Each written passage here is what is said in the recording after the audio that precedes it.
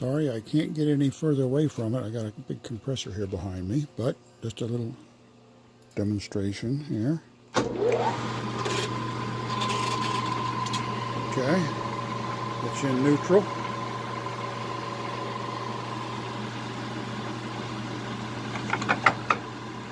You heard it shift gears in there.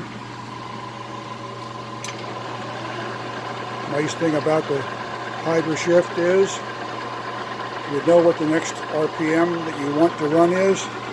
You can go over here and set it. You stop the spindle. You hear it shift. There's the brake. And you start it up and it's in the new speed.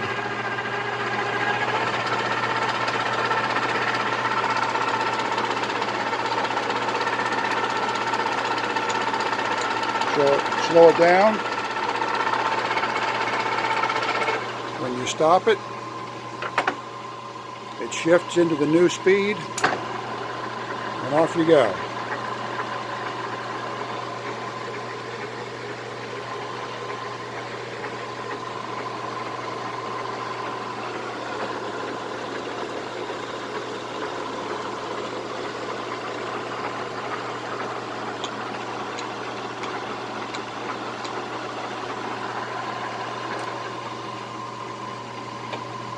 Shifts into neutral. There you go. For reverse operation, you start it in reverse.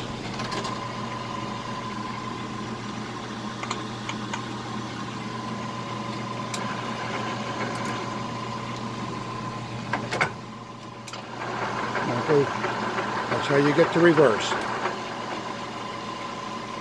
This is a D4 chuck mount, I think.